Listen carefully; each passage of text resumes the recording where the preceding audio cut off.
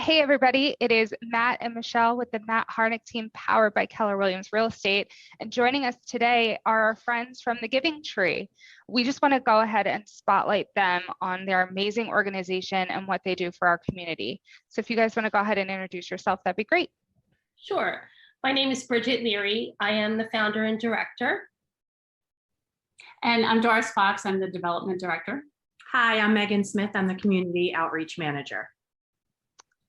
Thank you so much for having us.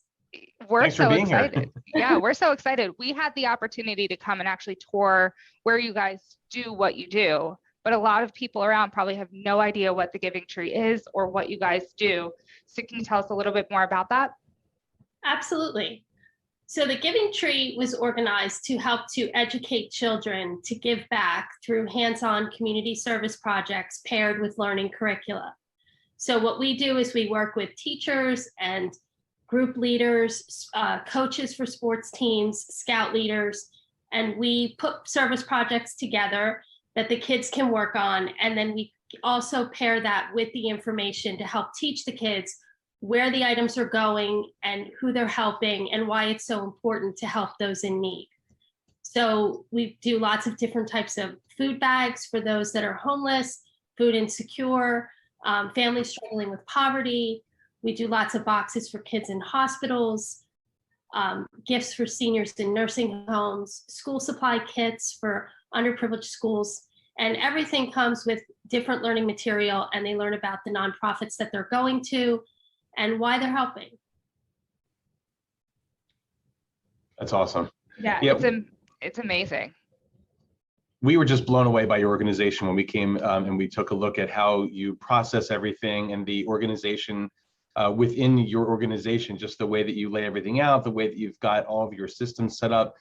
Tell us a little more about kind of how things look behind the scenes too.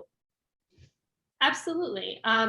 So when schools contact us, they might say, you know, hey, we want to do 30 of these bags and 50 of those bags, and we're going to work with the 3rd grade and the 6th grade, you know. Or a scout leader might say, we're having a den meeting and we want to have, you know, X number of bags for our project. So we will pull all of that together here as far as all the items that you need to do that project, the inventory items, the ribbon, the tag, the bags, the card making, message suggestions to go into your cards, everything that you need. And then when all of that gets finished and completed, they bring all of those things back to us. And then we have a team here that gets everything ready for distribution. And we distribute to all different nonprofits in the 5-county area. And we also know that you work with a number of different schools. It's not just one school or one school system even. Tell us a little more about the reach that you have. Absolutely. I'm gonna let Megan talk a little bit about our campaign called Monco Serves, which we're really pushing to get out into the county. Sure. Monco Serves is a community funded grant that we're running that we started in late 2020. And the goal is to bring a $500 valued service project to every school, every public school in Montgomery County, all the elementary and middle schools. So to date, we've served 31 schools through those grants in 10 different school districts in Montgomery County. So our goal is to keep raising money for that specific initiative and to bring projects to all of those schools. It's great. We've probably completed over 6,800 projects with the students and had about 5,600 students from all of the schools participate with us. So it's pretty amazing. There's about 125 elementary and middle schools in Montgomery County. So we're going to keep working to make sure we get to all of them. And what was the impetus? Like, how did you get started doing this? Because it's just, obviously, this is something that's taken some time to get together and this didn't happen overnight. But tell us sort of the genesis about how all this worked in the beginning. Sure. Well, in the beginning, really, I had the idea to just try to come up with some way to teach my own kids to give back. They were pretty young at the time, and you can't just take an 8-year-old to the soup kitchen. So we really wanted to come up with a way to involve the kids in giving to someone in need in a way that they could do it and in a way that they could really feel empowered by what they were doing. So it started out really, Doris actually started with me at the very beginning, and we started with walks in the park and and the book drive, Right. which is a lot of heavy boxes of books. So we started with just some simple gathering of items and seeing the excitement in the kids, just helping with that. But then realizing as we fine-tuned it over the years that it needed to be something a little bit more tangible that the kids could touch, and not just mom picking up cans while she's at the grocery store and then telling the kids that they're for a food drive. We wanted it to be just a little bit more than that and have them really touch it and feel it. So that's how it started, and it took a little time to get to where it is now. So tell us just also maybe a little more about your the involvement. Obviously, it's the three of you, and you've got volunteers as well. Do you have any partners within the schools, et cetera, that like the teachers, principals, et cetera? Like how do you get in once you get into the schools? How is it organized within the school once you start working on the different programs? Sure. Well, we do a lot of outreach to the schools, especially with our Monco Serves campaign.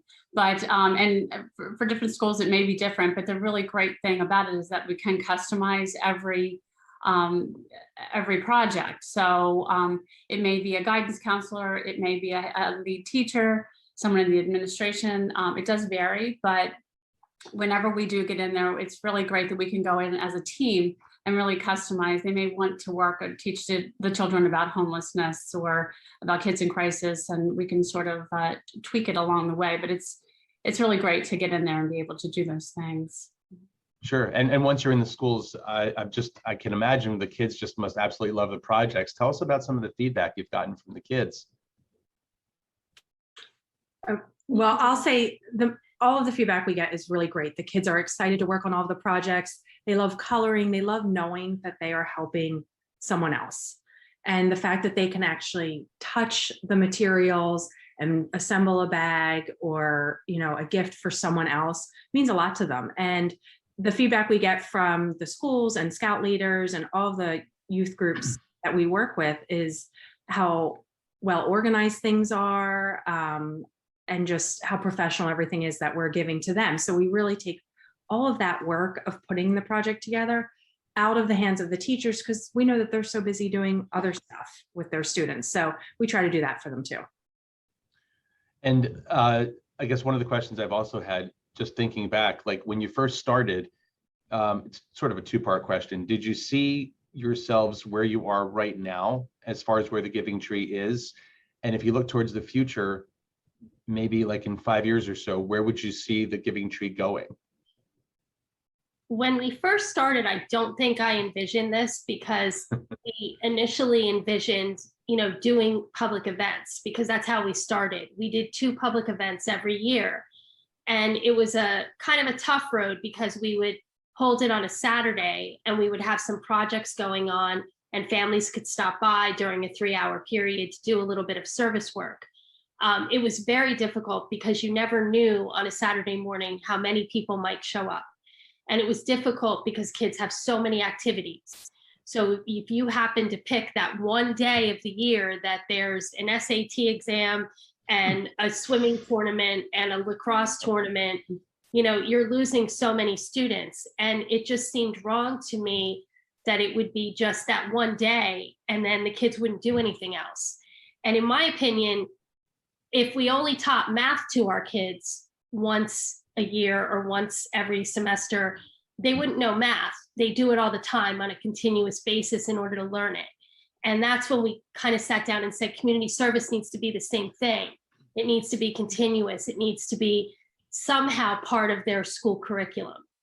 So that's why we decided that going into schools might be a way to go, because kids are in that learning mode, and their minds are in learning mode when they're in the school and they're sitting at their desk. And I think their brains are ready to hear what we have to say versus running around on a Saturday. So that's why we sort of changed our vision and went with a more, curriculum-based projects. And then in 5 years, I would love to see us continue to grow. That's the whole purpose of this Monco Serves campaign, is to get everybody aware of what we're doing, teach the schools that we're out there. And by offering this initial service project, it gives them a taste of what we do. So after we do Montgomery County, we're off to Bucks. We really want to hit more than one county for sure. So we're just, taking it as we can and moving forward. And we're excited about, schools getting back to normal and getting their days of giving going. We've had a few schools that have done some really big days of giving, which is great now that we're getting back into that. In terms of scalability, obviously expanding to Bucks County next, how far do you see this going? Well, I have lots of ideas. I think we can certainly expand. We have ideas of how to take this, much further out of the area. It's just going to take some planning to think about how we can, bring some of what we do to teachers that are out of the area, because we can't be quite as hands-on when we go out of the area. So what we're trying to do is sort of create a little idea book of how to do that. So it's kind of in the talks now. And in terms of funding or donations, et cetera, do you rely solely on private donations? I know that obviously we're getting involved, so there's going to be some small business donation, in terms of, pardon me, not just monetary donations, but also donations of time, getting involved. Have you looked for more sponsorships in that sense, if that's even the word I should use, or are you also looking possibly to, is the federal level, is that something you would be interested in? We're interested in funding in any way, for sure, because we definitely need that as seed money to grow. So we definitely need more funding. We are looking at the state level, we're looking at the county level. We look for private foundations. We try to write letters out and fill out applications to let them know what we're doing. We're looking for sponsorships from companies. Businesses can get behind it and say, hey, I want to sponsor 10 schools. I want to bring a project to this school. I want to bring a day of giving. That helps the school out because they're pulling the money from their home and school budget. So the more funding that we can get to bring to the schools would be fantastic. So yes, we're looking for individual donations, companies. Okay. And again, aside from just monetary donations, how would you see that businesses, as an example, can get involved? Businesses can do some product collections for us. They can do monetary donations. We do have a program that we can work with some small businesses to bring some volunteers in to help us here at our distribution center and our, where we get everything together.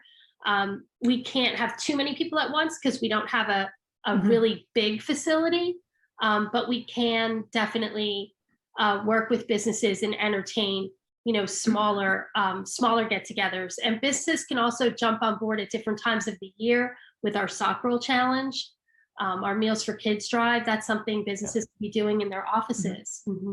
There's also an opportunity. Many companies will have a matching program, which is really great, if they can recommend us for that as well. And I don't know if dressing up for work is still a thing, but sometimes dress down days are a great idea too. And we've been the benefactor of that as well on many occasions. So lots of different ways for companies to be involved. And one other way is for, companies as they're getting back into the office or staying at home, if they have families that want to be working on projects, it can be a company sponsored project where they get to do it with their kids and their loved ones and give back at the same time. I think that's great because the summertime rolls around. Parents, caregivers, or whatever are going to be looking for stuff to kind of fill those like timeout times with the kids. And it'll really do a great thing for them as well. I know I volunteered as a child with my grandparents and it changed my outlook on life completely. I spent many summers packing lunches for homeless people with their church, and the outlook of me is very different than my friends. And I know here in the office, we actually have one of your kits that we're going to be working on that Bridget generously donated, brought to us. So we're slowly working on our cards. And once they're done, I'll shoot a picture of what it looks like so everyone can see how it comes to you and then how you can work on it. So we'll put that on here as well. Great. Thank you. We're so excited. And we know that we have the opportunity to actually sponsor one of your events. So you guys do events as well. Do you want to talk about those? Yeah, stars. We do actually. And we're so excited to have you guys on as a sponsor for, we have our 4th annual trivia night coming up in September. It's September 23rd. It's a Friday. And the doors open at 6:30. Trivia starts at 7:30. It's $45 a person, and it's so fun. I mean, it's really a great opportunity for us to get out for some exposure for us, but you know, it's really great. A room full of adults get together, and it's a BYOB. And once the trivia starts, it's the energy in the room is just incredible. It's so fun, and you know, you get to see everybody's competitive side come out. And, a table of 10 is a team, and we're really hoping to expand it. I mean, you can bring friends, family, coworkers, and it's a really cool event, and we're really happy to have you guys on board. So thank you. Thanks for including us. Absolutely. We have We're lots so of great excited. raffle items too. We do, yeah. Yeah, we have lots of great raffles for that. Cool. Great. Awesome. Do you have any other events coming up maybe in the fall? We do. We have a ladies' night coming up in October. It's October the 20th, I believe. Yeah. And we're adding a little twist this year to it's wine and food, wine, beer, and food. And it's going to be held at the Cedarbrook Country Club.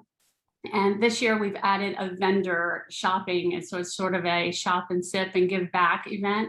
So it's really great. We're going to have local women-owned businesses come to show their goods and to sell items. You can get a hop on your holiday shopping, and it's going to be a lot of fun. It's just that one's just for the girls, though, just for the ladies. Sorry, Matt. That's okay. My wife will be there, I'm sure. Yeah. That's great.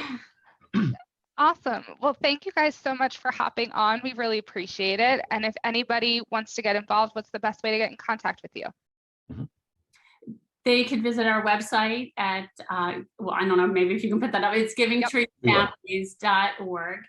And we're also on Facebook, Instagram, Twitter, LinkedIn. So, you know, the whole social media thing, but definitely check us out, check out our website, and you can see all of our different projects and different ways to get involved. Yeah. Awesome. Okay. Great. Well, thank you guys so much. Thank you. Absolutely. Thank you. Thank you Thank so you. much for the support. We can't grow if we don't have the support. So we're very grateful. Hey, everybody. It is Matt and Michelle with the Matt Harnick Team